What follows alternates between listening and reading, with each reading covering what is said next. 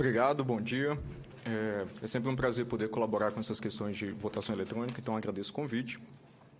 Bem, eu vou me restringir mais à questão do voto impresso, porque foi a questão que eu me envolvi diretamente. Eu sou professor da UNB, e como primeira tarefa, como professor da UNB, eu participei dos testes públicos de segurança do software de votação em março do ano passado. Eu coordenei a equipe que venceu os testes. Então, de início, eu devo descrever brevemente como os testes foram organizados. Na medida que eu for descrevendo, eu vou atingir as conclusões ou os resultados do ponto de vista de segurança que nós obtivemos no final daquele evento. Então, esses testes foram organizados ou convocados via chamada pública do TSE. 9 equipes participaram, eu coordenei a equipe da UNB, num total de 27 pessoas. E esses testes foram divididos em 2 fases separadas por 12 dias. Cada fase tinha apenas 3 dias. Na primeira fase, as equipes tinham a possibilidade de observar o código-fonte do software de votação e solicitar esclarecimentos técnicos do pessoal do TSE. Claro que essas solicitações também eram protocoladas e o TSE se reservava o direito de não respondê-las. Apenas no segundo dia dessa fase inicial de testes de exame do código-fonte, a nossa equipe teve acesso ao software de votação, ao código-fonte, né, aquele produzido pelos programadores do TSE para, de fato, executar as eleições no dia de eleições. E aí, após uma coisa importante que eu deveria ter falado aqui, a fase de exame começou com a palestra de abertura, que todos os mecanismos de segurança foram descritos superficialmente. Assim. Então, foi descrito um mecanismo de segurança, por exemplo, que produz o RDV, o Registro Digital do Voto, em formato embaralhado. Os votos são armazenados no RDV fora de ordem, para que não seja possível correlacionar a ordem que o eleitor votou, a posição dele na fila de votação com o seu voto propriamente dito. Então, quando tivemos o primeiro acesso no segundo dia de exame do código-fonte, nós achamos que esse poderia ser um ponto promissor para iniciar a análise, né? Então, fizemos uma primeira reação. A gente tinha 17 milhões de linhas de código para analisar, algo completamente infactível em apenas 3 dias. Então, nós começamos buscando funções conhecidamente inseguras ou construções conhecidamente inseguras, exatamente para embaralhar coisas, trocar as coisas de ordem, né? Calcular permutações, como a gente chama em computação. E aí, curiosamente, nós encontramos, já nos 5 primeiros minutos, uma construção conhecidamente insegura, essa há 17 anos, sabidamente insegura há 17 anos, exatamente no arquivo que produziu o RDV. Ou seja, nós conjecturamos, né, levantamos a hipótese naquele momento, de que o RDV não havia sido projetado e implementado de maneira segura, ou de maneira a proteger o sigilo do voto. No final da primeira hora, nós nos certificamos que nada interferia, de fato, nesse processo de embaralhamento dos votos. Portanto, adotamos essa com a nossa primeira possibilidade, né, de avaliação de segurança na fase a seguir, que era a fase de testes, propriamente dita, não mais a fase de exames. Tivemos um total de 5 horas para analisar o código-fonte, então, nas 4 horas restantes, nós buscamos outras possibilidades, né, outras vulnerabilidades no código-fonte do software de votação, para talvez interferir com outros mecanismos de segurança da eleição. Por exemplo, a questão da integridade do voto, não apenas o sigilo. Né? Então, tivemos um total de 5 horas de análise do código-fonte, onde, na primeira hora, já tínhamos uma hipótese muito forte de que o sigilo do voto não era devidamente protegido pelo software de votação em uso oficial, né, em uso nas urnas eletrônicas, que nos foi dito no início do evento, que seria o software utilizado nas eleições de 2012, né, do ano passado. Bem, terminada essa fase de exame, após os 12 dias de intervalo, começou a fase de testes, propriamente dito.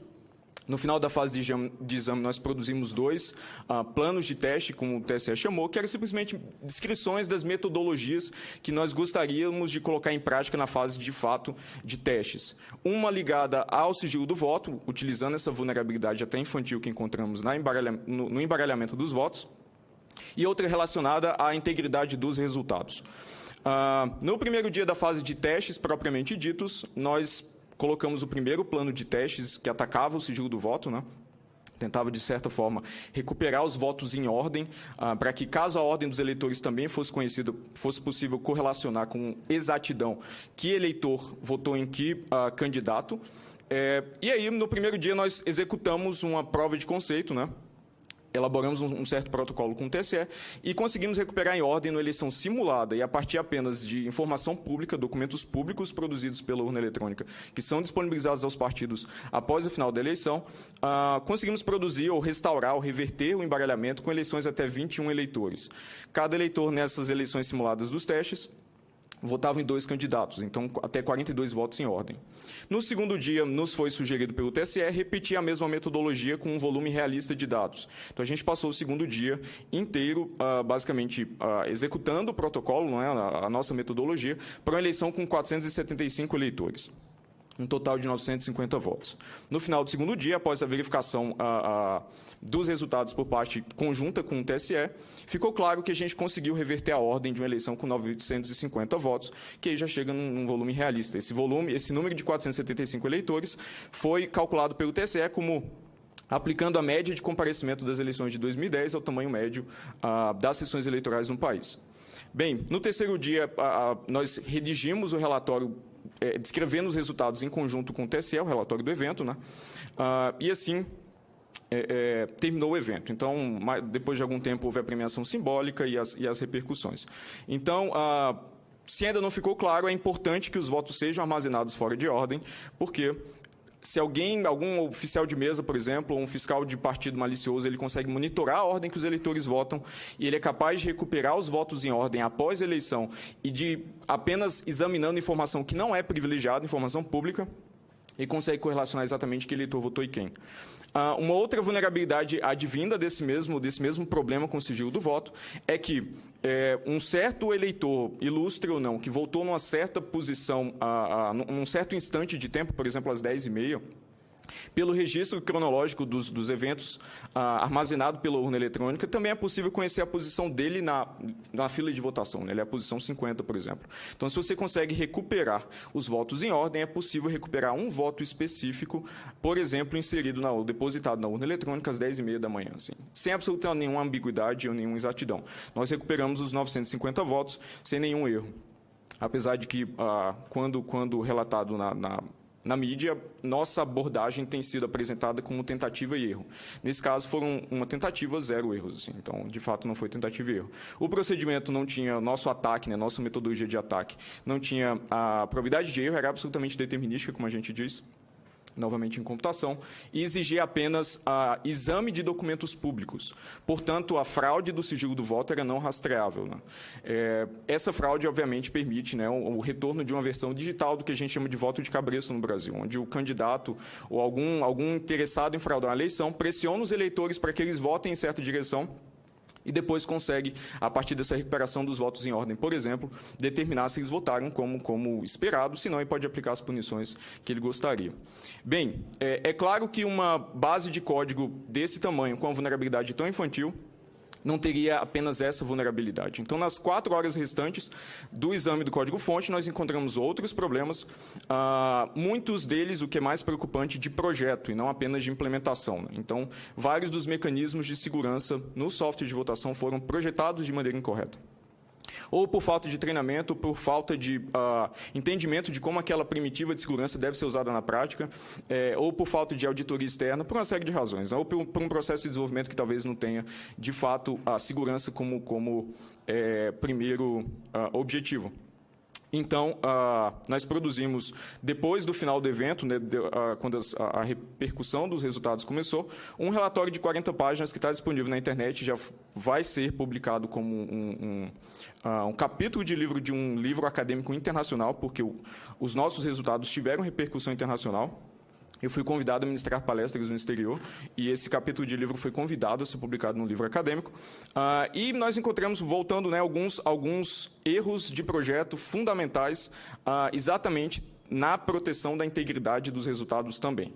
Então, para citar alguns exemplos. Todas as urnas eletrônicas do país, em torno de 500 mil de equipamentos em operação, compartilham a mesma chave de segurança. Então, isso é a mesma coisa que 500 mil de pessoas no Brasil usarem a mesma fechadura na porta da casa. Assim. É absolutamente a mesma analogia. Se esse segredo, essa chave de segurança vaza uma única vez, é possível abrir o conteúdo de todas esse 500 mil de portas, ou no caso das urnas eletrônicas, de todos os outros, as memórias de todos os equipamentos em operação. Além disso, essa chave criptográfica, né, essa chave de segurança, ela é armazenada às claras, por exemplo, nos cartões de memória, que o TSE chama de cartões de carga, que são aqueles que instalam software nas urnas eletrônicas. Ou seja, não só o vazamento dessa chave tem impacto absolutamente devastador por permitir abrir os cartões de memória de todas as urnas em operação no país, como essa chave ainda é armazenada às claras no cartão de memória. Então, se você sabe o local, ou sabe, talvez, o início dessa chave criptográfica, ou sabe onde procurar, você consegue recuperá-la e, de fato, sistematicamente conseguir abrir os cartões de memória do país inteiro. Por que isso é perigoso? Porque nesses cartões de memória, na partição protegida desses cartões de memória, fica armazenado o software de votação. Então, se você é capaz de abrir o cartão de memória e ler o conteúdo completo dele, você consegue manipular o software de votação para, por exemplo, para esse software fazer a contagem de maneira desonesta dos votos para os candidatos, por exemplo. E não só fazer a contagem desonesta, também, por que não, fazer a contagem desonesta e produzir um registro digital do voto que seja compatível com aquela contagem desonesta, de forma que qualquer recontagem ou possibilidade de recontagem posterior vá sempre refletir a fraude que foi inserida no software de votação.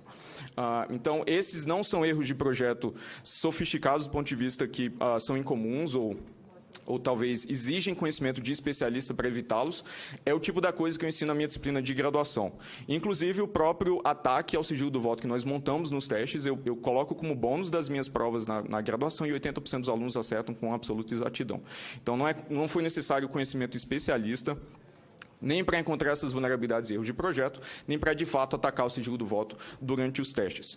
Então, não é uma especulação que o software de votação utilizado no Brasil, ele é inseguro. Ele é demonstravelmente inseguro, porque essa foi nossa conclusão ao final do evento, ao final do nosso contato com o software de votação. Vale salientar que a gente teve contato de apenas 5 horas com 17 milhões de linhas de código, então a gente apenas teve a chance de navegar por uma fração muito, muito pequena, apesar de estratégica, do software de votação. Então, é simplesmente com a própria premiação do TSE que o TSE nos forneceu pela participação, pela contribuição nesse teste, o software de votação é demonstravelmente inseguro. Assim. Nós conseguimos exercitar, experimentalmente inseguro, né? Nós conseguimos exercitar uma metodologia de ataque durante os testes e tivemos uma outra metodologia de ataque em relação ou direcionada à integridade dos resultados, que não pôde ser exercitada por simples falta de tempo.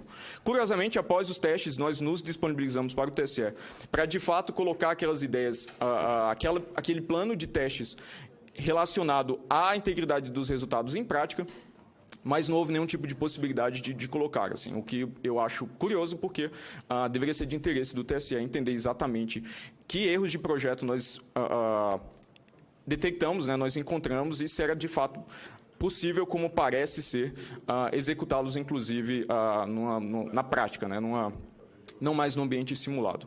Então, dado que o software de votação é demonstravelmente inseguro ou contém erros de projeto e implementação detectados e verificados experimentalmente, é simples, a conclusão é simples, nós precisamos de um registro físico do voto que não seja acessível pelo eleitor, como já descrito anteriormente, para permitir a verificação independente por parte do eleitor, fiscais de partido e interessados, de que as contagens, né, os resultados produzidos pela urna eletrônica são, de fato, honestos. Assim. Nós precisamos de um outro mecanismo redundante. E é essa prática em todo o mundo. A Suprema Corte Indiana decretou, por exemplo, depois de avaliar o mecanismo do voto impresso em caráter experimental, decretou que nas eleições de 2014 todas as máquinas de votação lá devem ter o voto impresso. Essa foi uma decisão tomada na última semana, e segue na direção de todos os equipamentos de votação eletrônica do mundo. Assim.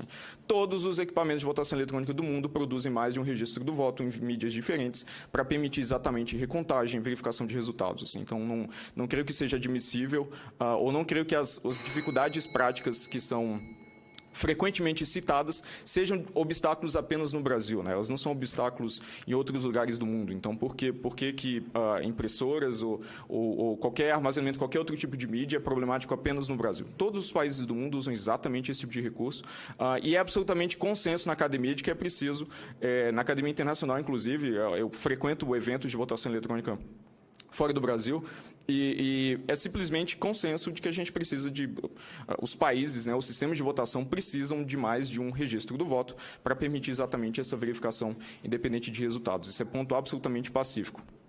Bem, outras conclusões que nós obtivemos a partir dessa interação, né, com o software de votação é que há uma ênfase muito grande em ofuscação e não em segurança de fato. Então, o TSE está muito preocupado em projetar mecanismos que sejam resistentes. Unicamente aqui não tem informação detalhada do software de votação. Assim. Então, o que a gente chama de agente externo. Né? Pessoas que estão fora do TSE, não têm absolutamente nenhuma informação e estão interessadas em, de fato, provocar algum tipo de fraude. Quando a gente sabe que é bem perigoso, especialmente no projeto desse tipo de mecanismo, o conhecimento privilegiado que agentes internos têm. A área de segurança da computação diz exatamente que é importante projetar mecanismos de segurança que resistam até o próprio projetista do mecanismo. Porque um dia ele pode se tornar um agente malicioso ou um rival daquele mecanismo. Assim, você não pode confiar incondicionalmente nas pessoas. E no Brasil nós temos confiado incondicionalmente no TSE como uma autoridade executora das eleições e num software de votação demonstravelmente inseguro, experimentalmente inseguro, para executar nossas eleições. Então, eu acho que essa situação é insustentável e de fato, nós precisamos retornar à implantação do voto impresso, seguindo a tendência mundial e seguindo também o que aponta como solução para esse tipo de problema a própria Academia Internacional. Então, agradeço muito pela atenção de vocês.